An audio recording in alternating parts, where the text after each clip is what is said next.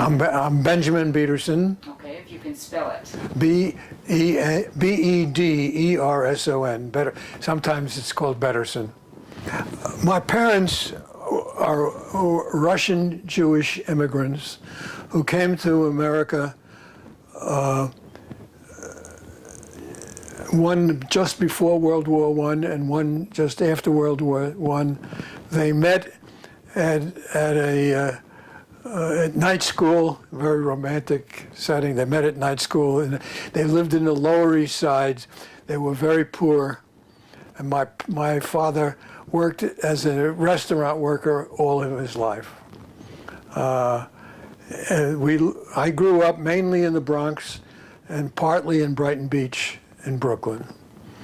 And I would say one of the great things about New York is the fact that it had a City College, and City College was, just as with many other people, was a defining event in my life, because it gave me a completely free education in exactly the subject that I wanted, which was physics. We were raised, not insignificant, we were raised in my parents were leftists, as were most everybody I knew in the Bronx. We lived in a sort of almost a communist neighborhood. I was brought up in my early days as a young pioneer of America, which was a communist equivalent of the Boy Scouts. So until I was in City College for a year or two, I would say that I was pretty radical. It slowly changed. My radicalism slowly changed. I became much more interested in science and physics. I gradually lost complete interest in being radical, and ended up being hostile to the whole idea by the time I had left City College, which was fortunate, because otherwise I never would have lasted at Los Alamos. After 2.5 years at City College, I decided to take a job for the Signal Corps. I moved to Philadelphia, from where I was drafted in 1942. And for the next year and a half or so, I moved around. I had almost no basic training, was shipped immediately to radio school to become a tail gunner and a B-17. That was the intent of my Army career. A tail gunner and B-17, not a very long life expectant job in the Air Force, but I had to also become a radio operator. I went to radio operator school in Chicago, but they kept me there as an instructor. And from there, I went to a new Army program called Army Specialized Training Program. I took a course in electrical engineering at Ohio State University. In late 1943, during the Battle of the Bulge, and fighting was fierce in Europe, the Army decided to give up on educating its draftees and shipping them off to battle, to combat. Once again, I by accident, there was an interviewing board came to Ohio State. My commanding officer told me it was for something called the Manhattan Project, and said, knowing that I loved New York, said, here's a good opportunity for you to get back to New York. I grabbed the opportunity, was interviewed. They asked me some strange questions about science and my career. And the next thing I knew, I was on a train going to Knoxville, Tennessee, from which I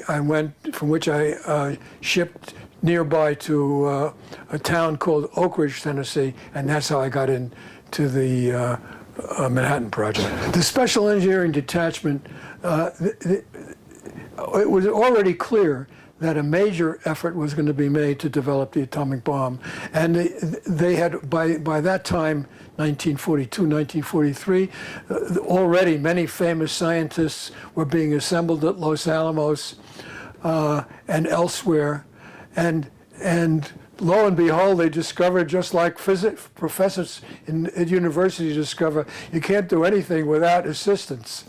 So they realized that they needed an infrastructure of machinists and engineers and young budding scientists to assist in the development of the bomb. And so they developed something called a Special Engineering Detachment, and they went around the country interviewing people who they thought might fit into the project. And sure enough, at Los Alamos, there were many, many hundreds, almost 1,000 SEDs eventually ended up there. Some of them, like me, what you might call budding graduate students, even though I had only had 2.5 years of college at the time. And many also others were machinists and engineers. So the SED, among other things, became a breeding ground. I guess historians of the war maybe don't understand as much as they should, that this was a breeding ground for many physicists and chemists and other scientists who, after the war, went on to have great careers in science, partly because of the start they got in the Manhattan Project. And that was a really unintended consequence of the Manhattan Project. I'm an example. Although, of course, I wanted to be a physicist before I got into the Manhattan Project, the experience I got at Los Alamos was invaluable in helping me build a career. Well, when I got to Oakridge, the first thing I noticed was that my feet were almost ankle deep in mud. It was a muddy place, and the mud had this characteristic orange-red color that you really knew you were somewhere in the mountains in Tennessee. Now, Oakridge was it was really thriving. There were construction machines everywhere. There was activity everywhere. There was clearly something going on. And as I say in my memoir, the most interesting things that I saw were these huge buildings with towers that looked just like distillation plants, and they were all over the place. And my first impression of them was that the distilling sour mash whiskey to drop on the Germans and get them to disable them. Then I realized that was probably couldn't possibly be true, and it was only, of course, many months later that I found out that the real purpose of the distillation plants was to distill U-235 from the principal isotope of uranium, U-238. We were housed in barracks, of course, like soldiers always are, but the barracks were cleaned by local young girls. So again, it was very clear to me that this was something going on that was very unusual. But of course, we had no idea what it was. And also, some of the buddies that I showed up with me, they were all science majors from various colleges all over the country. So it had something to do with science, that was clear. But what it was, of course, I did not know. At Oakridge, we were given tests. I was there for about a week, and they were trying to find out where I would fit in the Manhattan Project. Some of the people, particularly the chemists, stayed in Oakridge. The physics types tended to go to Los Alamos. So what happened was I finally got shipping orders to go to Los Alamos, along with several of my friends who were also physics majors. So we just traveled as civilian trains, which was the first time I had used a civilian train since I was in the Army, and ended up in Lamy, New Mexico. which is the place where people go to when they want to get to Santa Fe. So describe Lamy. Lamy was just a junction, as far as I could tell. It was on the Atchison, Topeka to Santa Fe. Even though apparently the train never gets to Santa, even today doesn't get to Santa Fe. It was simply a junction on the train on the railroad line. It was a one-horse town. That's it. Now I was met there by an Army sedan, driven by a WAC, a lady soldier, who drove me to Santa Fe, drove me to the Central Square in Santa Fe, in the plaza, and let me off in front of this famous building 109, where it was just a storefront. And I went in with my papers, and I handed it to a lady. I said, "Here I am." And I guess that's the same as what happened to everybody who came to Los Alamos. I handed. She looked at them. She said, "Fine." She just sit down. We'll be with you in a little while. I waited for about a half an hour, and just sitting in the storefront. The lady I spoke to was Dorothy McKibben, and she was very nice and tried to make me feel comfortable. I, of course, had no clue of what was going on. I had no clue of where I was going to end up.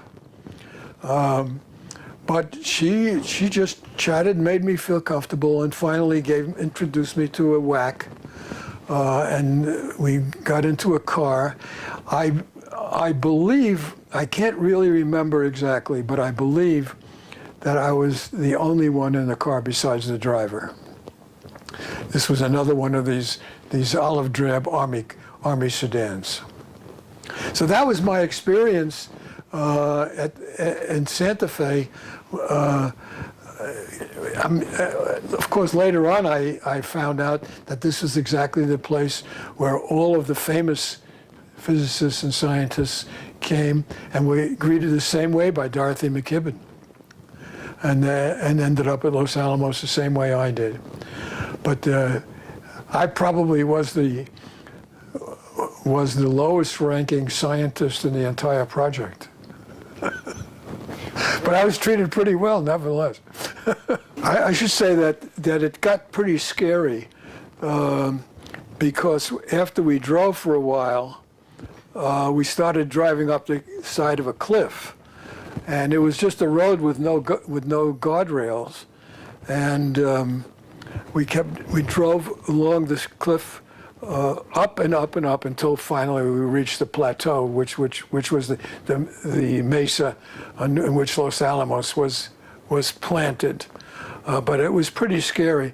But we finally got there and passed a bunch of guards, and I reported to somebody. I don't remember to whom I reported, but they shipped me into it. They sent me to a barracks, and I put my gear in the barracks, and I believe I went to sleep. Tell us about your roommates. Who else you recall living in the barracks with you? Yes, the barracks was a very typical Army barracks.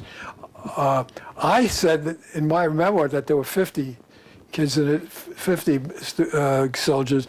I think Val Fitch said there were 60, and I'm not sure who was right. But I do know that there were three coal stoves in it, strategically placed in the barracks to keep us from freezing. The beds were double bunks, lined in a row, in 2 rows actually, with the coal stoves in between. So there may have been 15 bunks on each side, and I took a bunk just at random, and stayed there for a couple of days until finally somebody came up to me and introduced himself as a friend of a friend. That was William Spindell. And he was from Brooklyn, and he had a similar background to mine and knew some people I knew. So we decided to become bunkmates. And so we shared a double bunk for the entire time I was at Los Alamos, almost 2 years. I don't know exactly why, but I got the bottom bunk. I can't remember. That was considered to be quite a coup to get the bottom bunk. And next to us, there were also two New Yorkers, and since the soldiers were from all over the country, it was very enjoyable to have New Yorkers next to us. One was a machinist. No, in fact, they were both machinists. And they came from the Lower East Side. It turned out later that one of them happened to be David Greenglass. So he was in the lower bunk too. So we were next to each other in this barracks in lower bunks. And then throughout the barracks were many of my friends. There was Norman Greenspan, who became a very good friend of mine, a mathematician who trained in mathematics at Brooklyn College. Unfortunately, he died recently. Later, there was Richard Bellman, who became a famous mathematician and system analyst working for the Rand Corporation. He's a legend there now. He also died some years ago. There was Peter Lax, who became a very highly distinguished mathematician working at the Quran Institute in New York. There was Murray Peshkin, who ended up at the Argonne. Val Fitch, who won a Nobel Prize. So these were all my buddies in the Army. Some buddies, really strange set of buddies. I should mention one person in particular who I became very good friends with. That was Richard Davison. Richard Davison was unique at Los Alamos. I'm sure unique in the world. He became a legend when he ended up at the University of Washington. He became famous after the war at the University of Washington because he never finished his PhD, as far as I know. But nevertheless, he was an invaluable member of the physics department because he was so smart. He happened to be the son of Davison, of Davison and Germer fame, who won the Nobel Prize for discovering the wave-like nature of the electron. So he was the son of a Nobel Prize winner. He and I spent a lot of our time trying to avoid Army duties. Saluting, we hated saluting. And it didn't make any sense. Here we were working on this fantastic project. We still had to salute. We still had to go in formation. We still had to undergo Saturday morning inspection, things of that sort. His way of dealing with it was he made his bed, and he never slept in it. He slept on top of his bed for the entire 2 years that he was at Los Alamos. He was able to brag that he had never made his bed in the Army. Now, anyway, Dick Davison unfortunately also passed away. Was an unusually brilliant special guy, a friend of mine.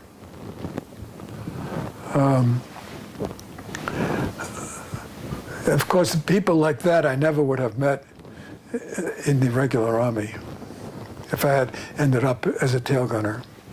Shortly after I arrived there, they assigned me to a project. The project was called Jumbo.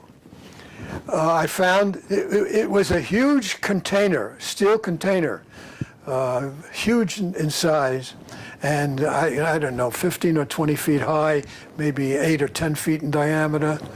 And I was assigned. SEDs always had senior scientists, that is the science SEDs, always was assigned to some project, and there were, of course, always very senior physicists and chemists who they worked with.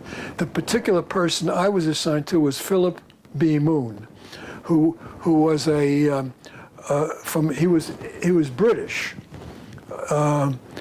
and he had apparently arrived at Los Alamos at almost the same time I did, so we came there together. His assignment, and therefore my assignment, was to study the ability of jumbo to contain a abortive atomic bomb. If the atomic bomb did not actually work properly, the radioactive material would have spilled all over the landscape. There would have been a disaster of enormous proportions. So the idea was to put the bomb inside this container. If it fizzled, then the container would hold it and keep it from spreading around and then destroying Los Alamos, essentially. If it worked, then it didn't matter because it would vaporize the container. So that was what was called jumbo. Our job, he had some experience. I should say a few words about the British. The British, of course, were also working on an atomic bomb. Sometime in late 1942, their project, which was called the Maud Project, I'm sure you know about the Maud Project, by arrangement through Winston Churchill, decided to join forces with the Americans. So the British were shipped to Los Alamos as a group. There were maybe 6 or 8 of the famous of scientists. There were all the most famous physicists in England at the time, including Oliphant. And I have a list here. Just a minute. Let me read them for you. George Thompson, Marcus Oliphant, James Chadwick, John Cockcroft, Philip Moon, and P.B. Blackett. Now, it turned out P.B. Moon, I was slightly mistaken in my memoir. P.B. Moon was a student of Rutherford's, not Chadwick's. He did his work at the Cavendish Lab at Cambridge, worked with Rutherford, and then ended up at Birmingham with Marcus Oliphant, who's another nuclear physicist. So he was part of this Maud group, and he was assigned jumbo too, just like I was, but I worked for him. So I started my actual research. My research consisted of blowing up containers to see how strong they were. That was so I became an expert in explosives. For 2 reasons, we didn't do the work actually on the Los Alamos Mesa. That was the first reason was they didn't want us blowing up anything at Los Alamos because it was pretty dangerous. The second reason was that it was too disruptive. There were too many wires and pulses and electrical sparks all over the place. So we were really destroying some delicate work going on at Los Alamos. So they put us away on a second mesa called 2 Mile Mesa. So I worked on 2 Mile Mesa with Philip Moon and with one or two other SEDs, blowing up things. We used what are called strain gauges to study the actual distortion of the metal by the explosives. We would install small explosives inside small containers, put strain gauges on the outside of the containers, blow them up, and measure the distortion of the steel by the explosions. I wasn't given the job of actually deciding how strong these were. I assumed that Philip Moon was doing that. I was giving him the data. So I was basically his hands, along with another friend, another SED, who incidentally actually did have an accident right next to me. He blew up one of these explosive caps by accident, and he was badly injured by that, but he recovered. So we worked on that. Now I should have mentioned that I wasn't allowed to work in the main part of Los Alamos called the tech area because I hadn't been cleared yet. So I was given a sort of a second class clearance, tentative badge called the blue badge, that I didn't know at the time that they were investigating me back in New York. Well, they went through this series of this clearance in New York City. Apparently I passed and was given a white badge, which was an entree into the actual technical area at Los Alamos where all of the important work was going on. So at that point, that was 2 or 3 months after I started on Jumbo, I got the white badge, and just at that time, they decided to forget about Jumbo because by that time, their confidence was such that they were pretty sure that the bomb would work, and they decided that Jumbo was a waste of time. What was next was I got a new assignment. The new assignment, I met my boss, my new boss, Donald Hornig, Hornig. Donald Hornig is a famous professor. I think he's still alive. He's, of course, he's hitting 100, almost hitting 100. But no, he was only maybe 2 years older than me. So he's still in mid-90s. He's in his 90s now. He's a professor of chemistry, or was a professor of chemistry at Princeton University. Long after the war, he became the science advisor to Lyndon B. Johnson. When I knew him, his assignment at Los Alamos was to design the ignition switches which operated the explosives, which in turn operated the explosive lenses, which caused an implosion. So you have switches, you have the igniters on top of the cones of implosion of the explosive lenses, and then you have the implosion. So our job was at the beginning to get switches. Now the important thing to notice is that the bomb consisted of, it was spherical, and the whole purpose of the implosion was to compress the plutonium, the plutonium metal, so that its density causes it to become critical and to cause a nuclear chain reaction. In order to cause this explosion, to cause an implosion, you need to have the entire sphere compress at the same time. If like say the left side explodes before the right side, then you'll get a jet and a stream, and it'll abort. So you need to know that these lenses ignited at precisely the same time. There were 32 such lenses around the sphere. Each of these 32 lenses had an explosive igniter on the top, and then there were 32 switches somewhere else.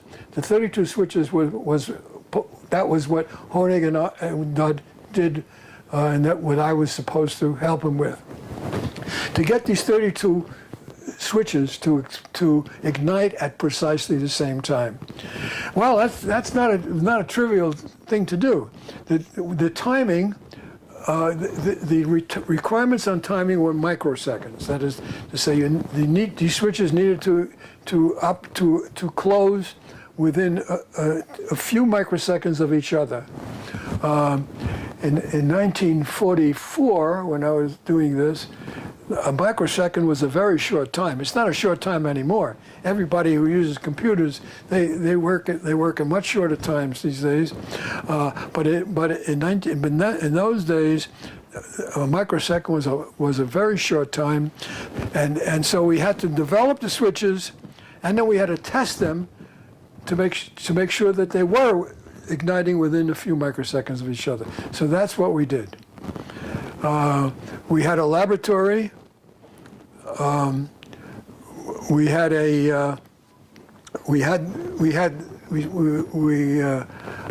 didn't have the switches because the switches hadn't been designed yet, but we had to devise the testing system so that we could test the switches when they were designed. So that was Hornig. That what he did was he figured out how to test these switches to within a microsecond of each other. Now I'm not sure that I got this exactly right, but I think that what he did was he remembered that Michelson at Caltech had a streak camera to measure the speed of light, and that was a pretty good way to start, because we know the speed of light is very high, and therefore if you're making measurements, the measurements of the speed of light have to be precise within a very short time. So he actually got that camera, or something like that. I think it was the same camera. He got it and brought it to Los Alamos, and he gave it to me, and he said, "Here's your camera, go do it." So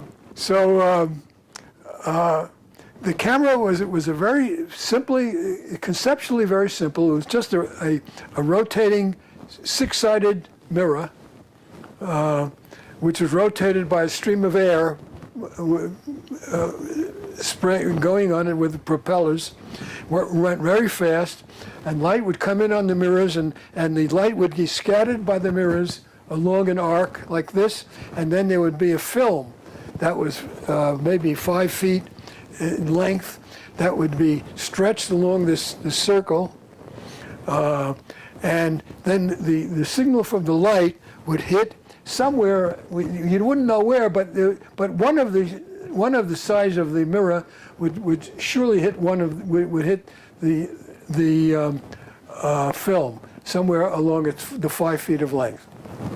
So what we would do is we would line up. I'll tell you about the switches in a minute. We'd line up 8 switches. We would ignite them. The light from the sparks would hit a bunch of lenses, would go to the camera.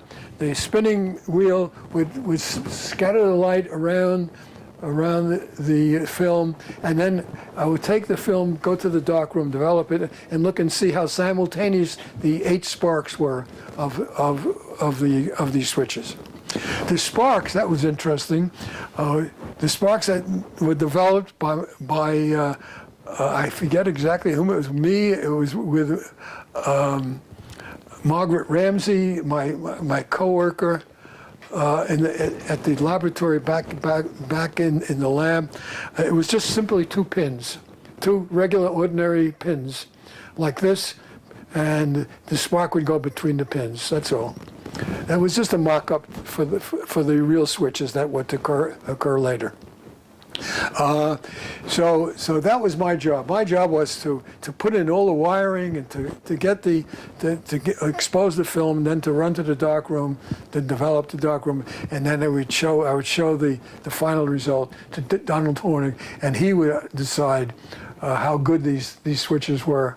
How good the switches would be, and then make recommendations from that. So that was my job. It was an interesting job. It involved a lot of physics. And for a kid with only 2.5 years of college, I was really thrilled with the idea of being able. I was working in a laboratory doing real science. It was really a wonderful experience. Interesting. Wow. Can you talk about, since there aren't that many women scientists, can you give us a little introduction to Margaret? Well, Margaret Ramsey was a chemist. She had her degree. She had a bachelor's degree from chemistry from Boston. I forget what college, but she's from Boston, and we worked together as a team. We wired these little pins, and we soldered them with plastics. We made a little forms to press them together, and so we worked together very happily for, well, it might have been, I forget, it must have been 4 or 5 months. Margaret was a really fine scientist, and she was the first person I ever worked with as a colleague. She ended up marrying James Keck, another SED. Well, I was still on Jumbo. They didn't let me know anything, but I got my white badge, and shortly thereafter, it couldn't have been more than a week or two, I was told that we were going to have a little meeting with the head of what was called the explosive division, of which I was now part of, because Donald Hornig worked for Kistiakowsky, who was the head of the division. So Kistiakowsky was Honig's boss, and so I heard that there was a meeting. I was invited to the meeting, and there were like maybe half a dozen SEDs and a couple of civilians, and Kistiakowsky came to the office, and since I had my white badge, I was cleared that it was perfectly legitimate to get the information, and he simply told us what we were doing. And that was probably 3 months after I got to Los Alamos, 2 or 3 months after. He told us, and that was a memorable moment of my life, of course, because he laid out the whole history of the atomic bomb, of nuclear fission, and the entire history of the Manhattan Project, and of the entire goal of Los Alamos. He told it to us, and you have to understand, I know people have mixed feelings about the use of the atomic bomb. Many people do not feel very kindly about the use of the atomic bomb. You have to understand where and when this was, and where I came from. I came from a Jewish family. My Jewish relatives in Russia were being killed left and right. I knew about that already. The world in 1944 was a horrible place. There were thousands of Americans being killed every day. The only thing we could think of was the war, and to end the war as soon as possible, to end the killing in both Europe and the Far East. When I heard that we were working on something to end the war, it was really hard to describe how I felt, how happy and thrilled and honored I was to be working on something that would end the war. And I knew it would end the war, and we all knew it would end the war if it worked. But the way history works, history never follows your script. So sure enough, the war in Europe ended before the atomic bomb was actually implemented, but it was not. But it did play a role in the ending of the war in Japan. Once I got into the tech area, you have to show your white badge to get it. By today's criteria, it wasn't very much. It was just a white badge. Anybody could have made it. Anybody could have invented the white badge. Anyway, I guess people didn't think of that kind of subtleties those days. I got into the tech area, guarded by MPs. And I immediately found out that there were these Tuesday evening seminars that met in the hall within the tech area, and of course I went to them. Why wouldn't I go? The first one I went to, there was this physicist named Enrico Fermi gave a talk. And I listened to this talk, and here I was just thinking about the atomic bomb, and believe it or not, he didn't talk about the atomic bomb. He talked about the hydrogen bomb. It was really, really mind-boggling. Here we were. It must have been in the spring of 1944. Yes, 1944. And here he was talking about a bomb whose predecessor had not yet been built. But the idea of nuclear fusion was on his mind, and he was thinking ahead. He had already realized that the nuclear fission was going to work, and it would somehow or other produce an atomic weapon. And then he realized that using the fission bombs, you can actually create a temperature high enough to cause nuclear fusion, cause deuterium to fuse, to form helium, the way the sun does it. So he was thinking about a means of producing a controlled and uncontrolled reaction with a fusion reaction of deuterium into helium. And this was really in 1944. And he was also a very interesting guy. He had an Italian accent this time, not a Russian accent, and not a British accent. He had an Italian accent. Tells you the international nature of this, the good fortune of America in getting these notable scientists away from Hitler and getting them into the United States. And then we got Enrico Fermi. Hitler couldn't have been dumber than to let people like Fermi go. Not that he would have worked for Hitler. He hated Hitler anyway.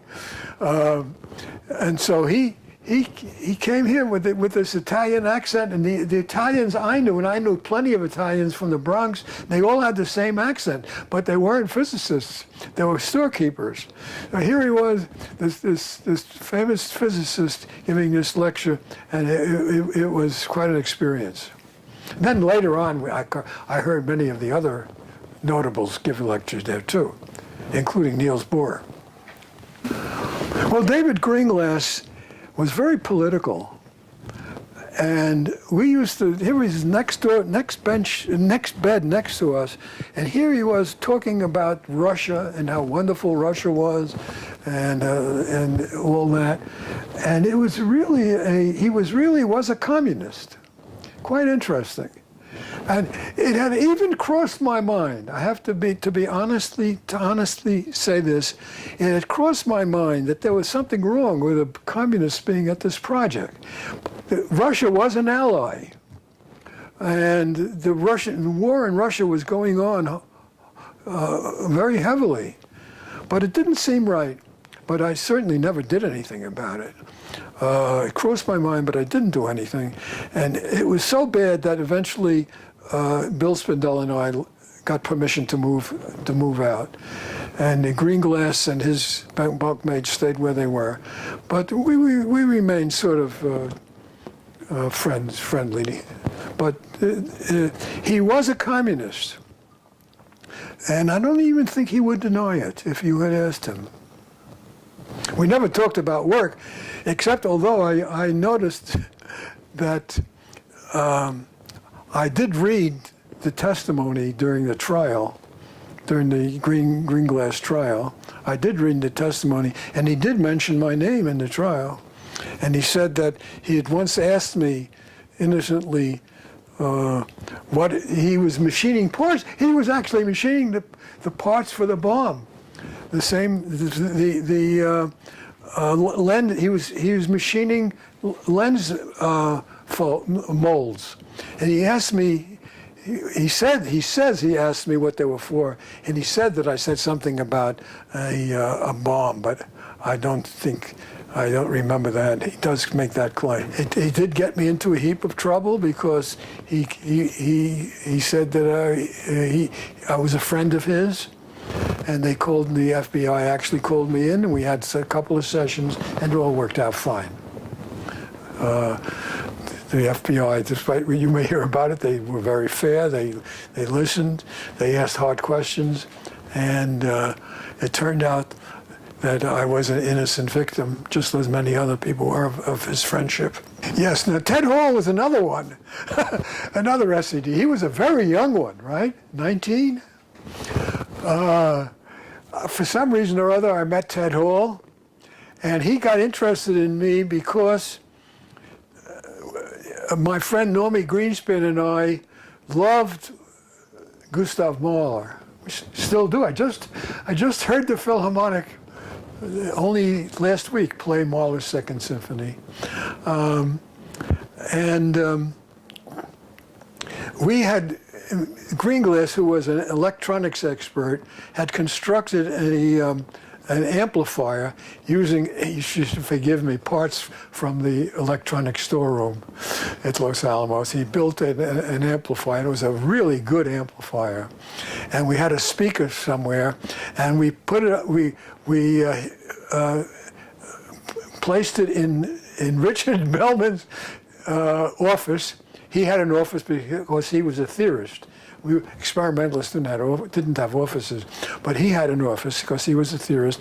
We had the amplifier, the loudspeaker, and a record player set up in Richard Bellman's office, and Norman Greenspan and I decided to form a society where we could listen to classical music. We called it the Mushroom Society because it could only meet at night when there was nobody there.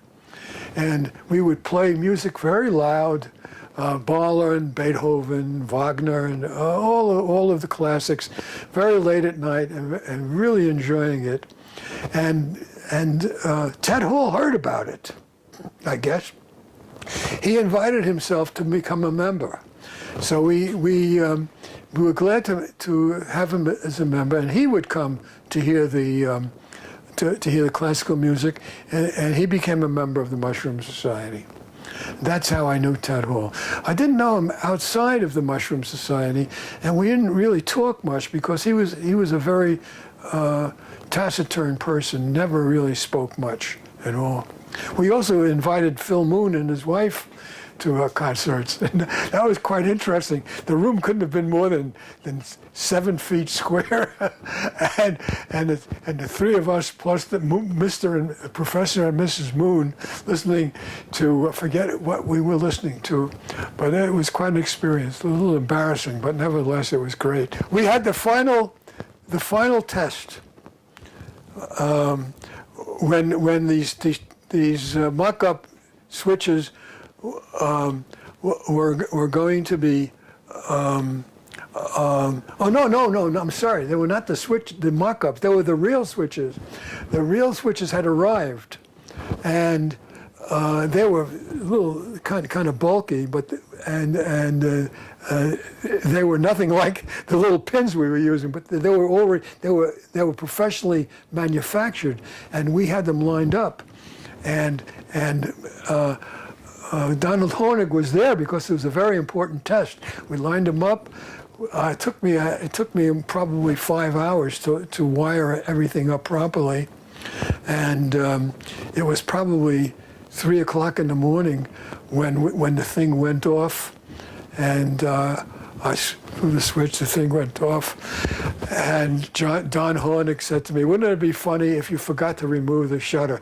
There was it very much like any big camera. It had a shutter in front of the film. Only the shutter was 5 feet long too, and you had to pull it all the way out.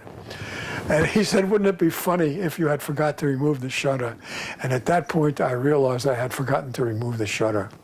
So I almost crawled away, and I told him that I forgot to remove the shutter, and he laughed, because I'm sure it does happen to everybody. And he was very reassuring and said, "Well, we'll do it over again." And so we did it again the next night. And I'll always have a very soft spot in my heart for Don Hornig for having not killed me, for having ruined the first experiment. but it turned out okay. Only a day later. Wendover, of course, was the staging airfield for the 509th Bombardment Squadron that was to drop the bomb. A few of the people from Los Alamos were told to work with the bomb crews to show them how to throw the switches and how, in general, to prepare to drop to trigger the bomb. I mean, you can be sure the bomb was not armed while they were not over a target. They had to arm it. I was one of those who were chosen to go there.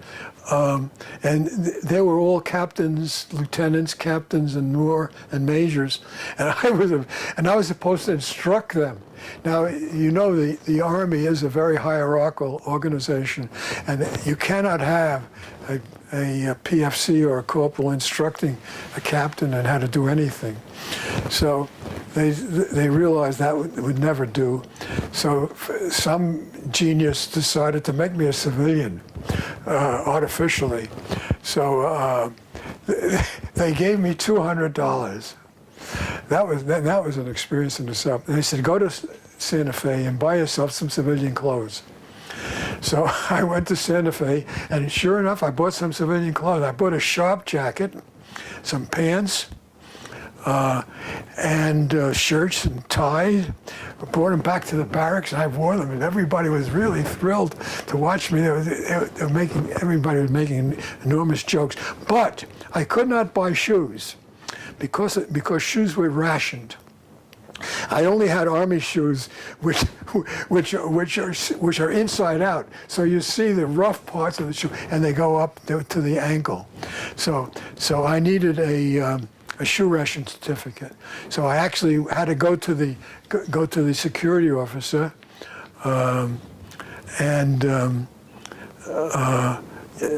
explain to him, and I had to get a note from my commanding officer, who, by the way, my commanding officer didn't know anything about the atomic bomb.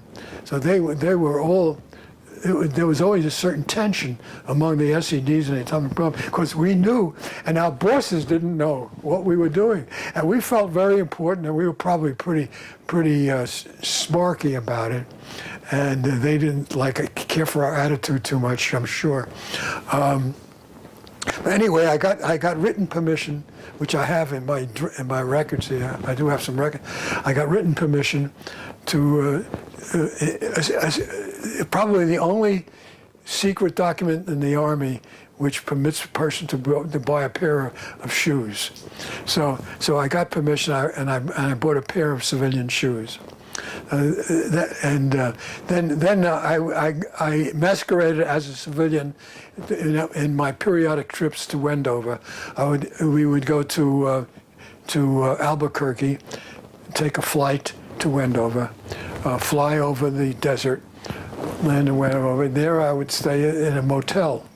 As a civilian in a motel, that was really a luxury, a private room, and. So I would work with them during the daytime, and at night, that was right near Nevada. I would gamble at night in the gambling casinos, having a ball, playing blackjack, and then fly back and change out of my civilian into a lowly GI, and I would become a GI for a while. Then the next time I would go as a civilian. So it was really a schizophrenic life I was leading for a while there. Can you describe your civilian jacket? There was something in there. Well, it was a very sharp jacket. I thought about that for a long time, and I said, "This is my only chance I'm ever going to have a shirt. I'm not going to buy a conservative tweed jacket." So I bought I can't remember to this day whether it was blue or green. I think it was green, but it may have been red or green. Red or green. I think it was green. It may have been red, but it was a very sharp jacket, and that's what caused hilarity in the barracks. So then it was clear that we were, getting ready now. Now, I forget, I think that must have been probably June. You probably know better than I do. Late May or early June, before Trinity, before Alamogordo. Alamogordo in July, right? July 12th, if I'm not mistaken. 13th. 16th. 16th, oh. So I was given orders to go to Tinian to go to the assembly place where the bomb was being assembled, for the very reason that I knew how to wire the switches. And so I, along with a few dozen others, altogether probably 40 or 50, took this military plane. It was not a very comfortable plane, very much like most military passenger planes, called the Green Hornet.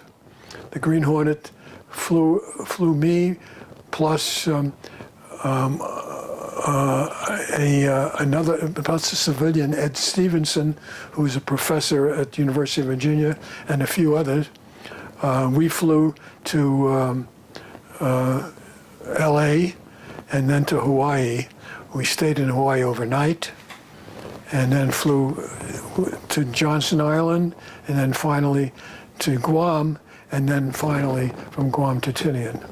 The Guam and Tinian are a part of the Mariana Group of islands, which were actually Japanese protectorates and were captured not very soon before then by the Americans, a few months earlier.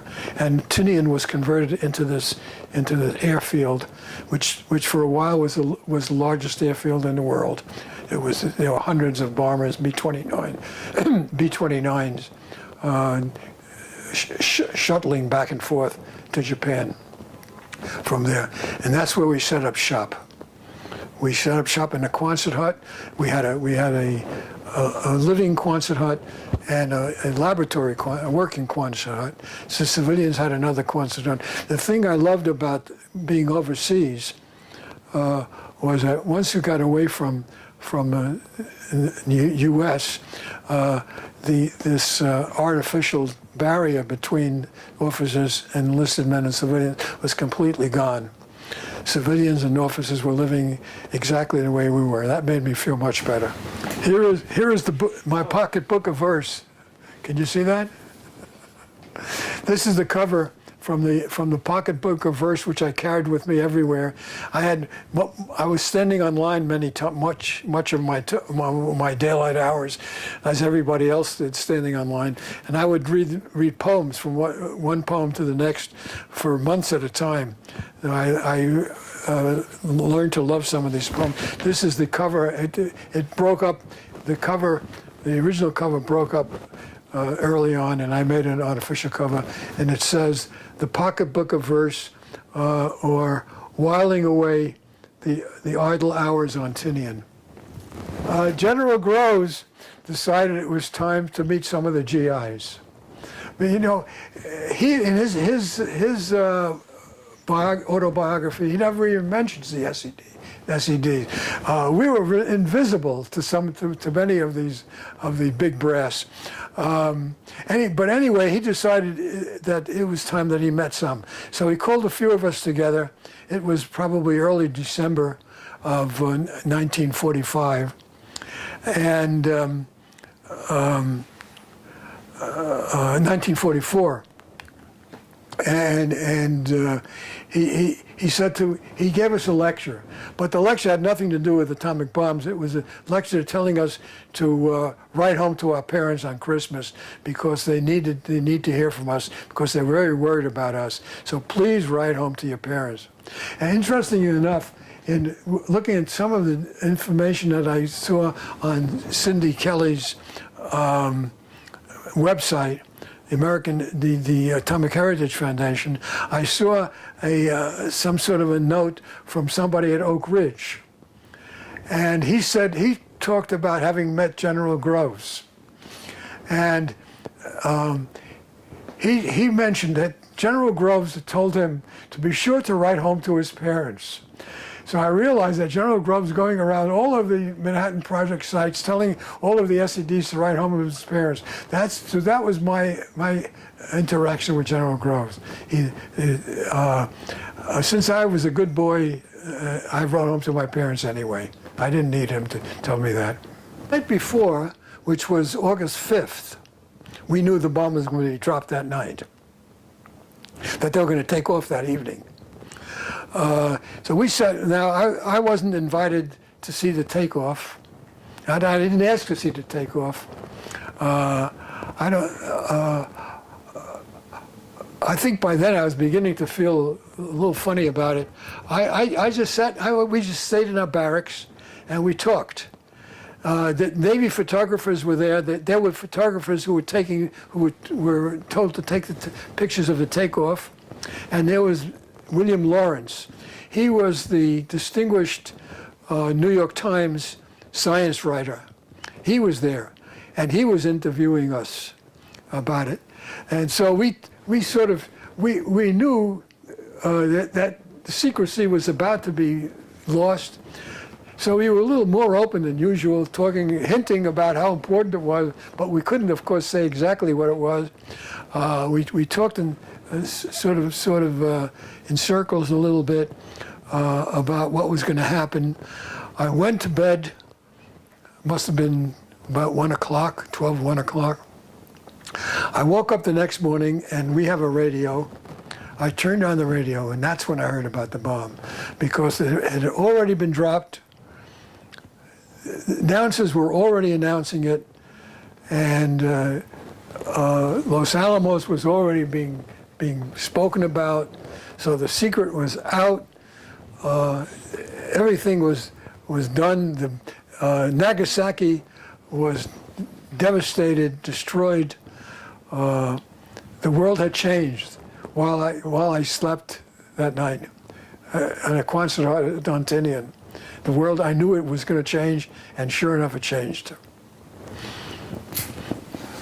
And of course, I forgot to mention that I kept a diary of all this most of the time I was there, because we all knew how important it was all along. So I bought this stenographic notebook, and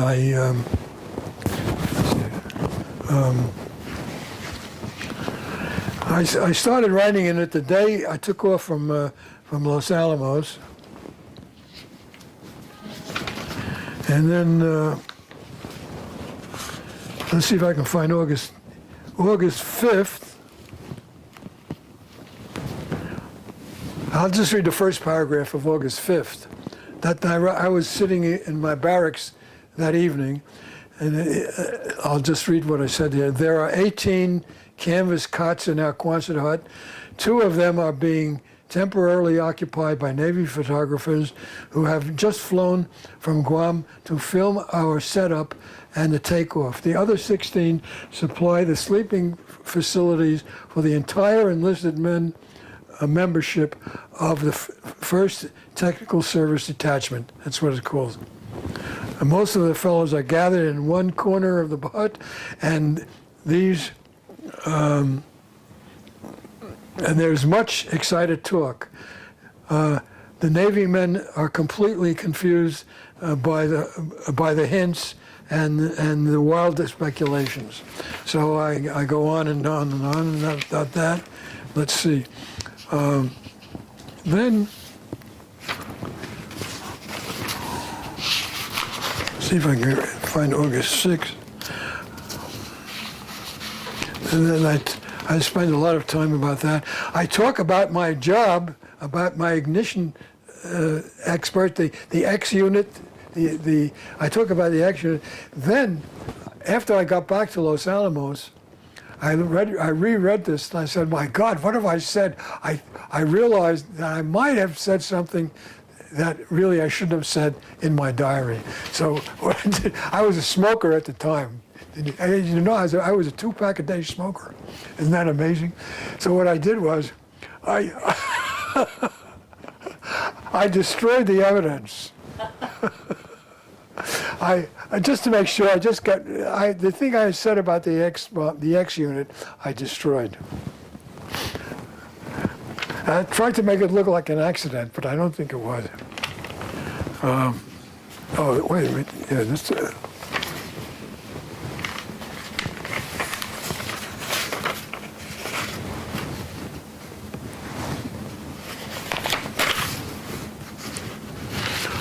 Oh no! So then my next entry was August 10th.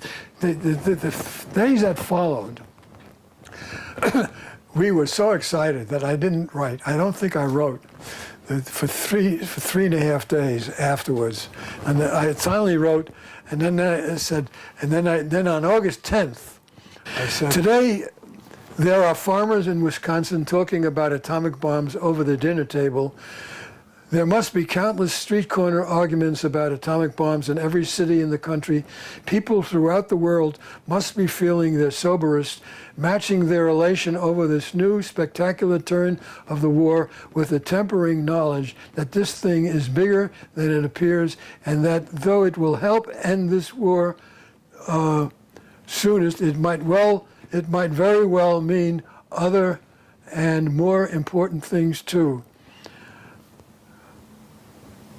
A few days ago, the best kept secret of the war, it is now being more talked about and written about than even I thought it would be.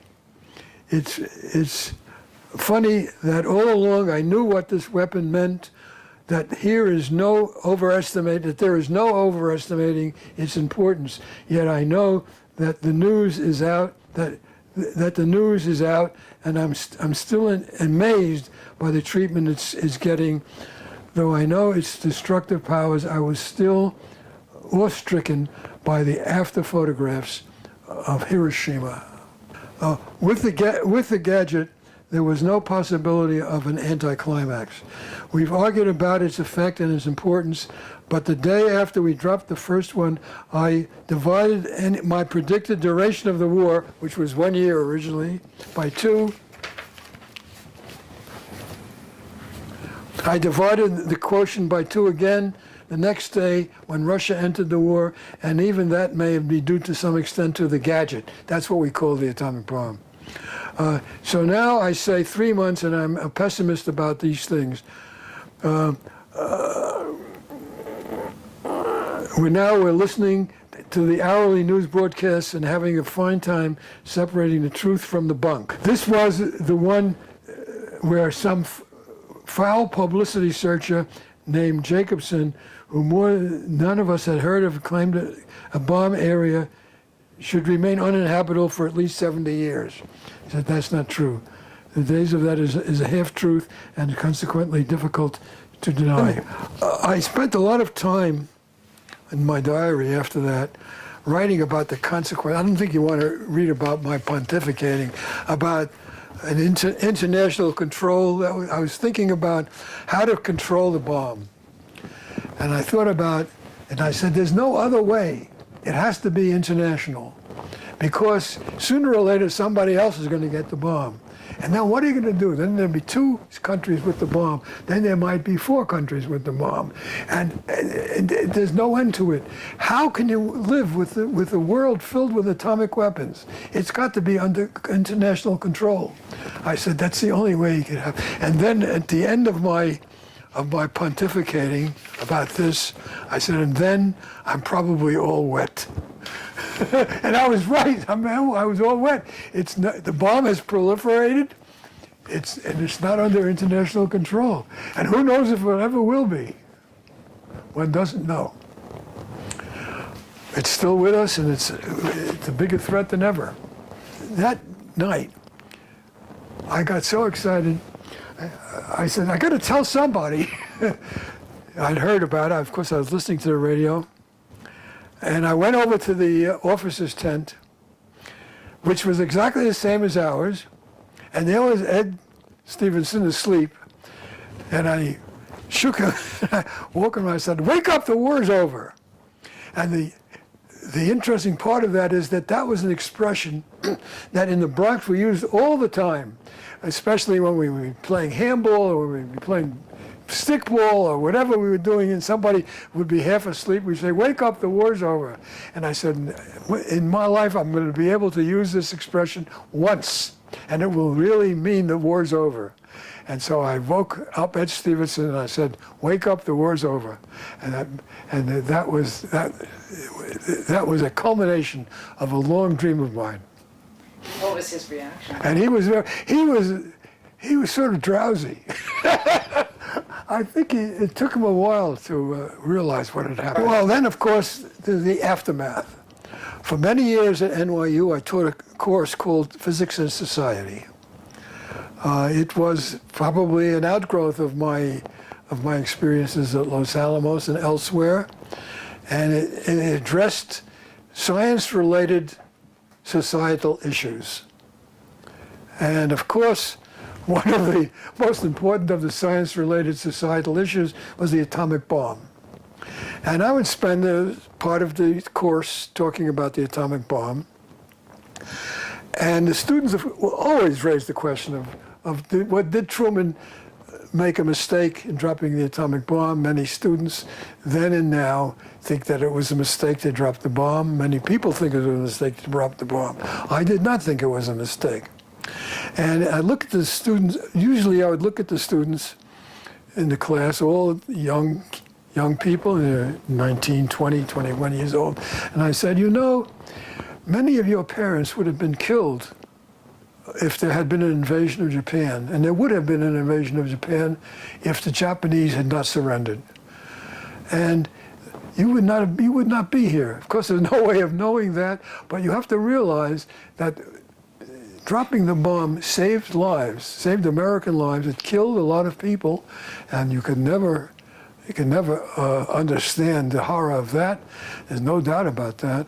But war is horrible, and the war was going on, and people were getting killed all the time, and the Americans were getting killed. And I guess the first thought was to save American lives. It may have saved Japanese lives too. Who can tell how many Japanese lives would have been lost had there been an invasion of Japan?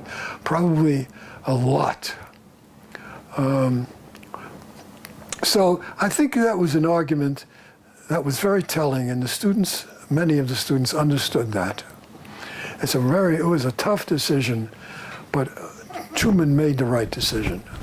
Not many years after the atomic bomb was dropped, and a few years after there was a lot of testing of atomic weapons, and the Russians had succeeded in developing an atomic bomb, the hydrogen bomb was successfully developed.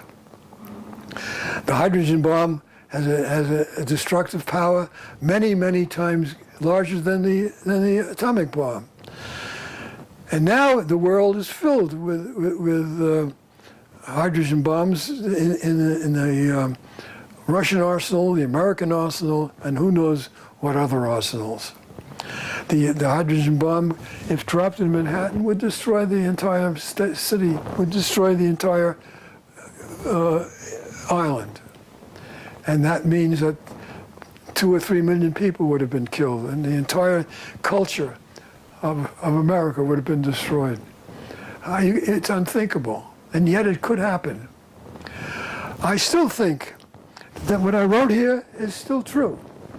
The only way to solve this problem is to have an international control of atomic weapons, and then their destruction. At some point in the distant future, if we still exist, the world will come to its senses, will form a truly well-policed, organized organization, part of the United Nations, hopefully, and atomic weapons will be destroyed.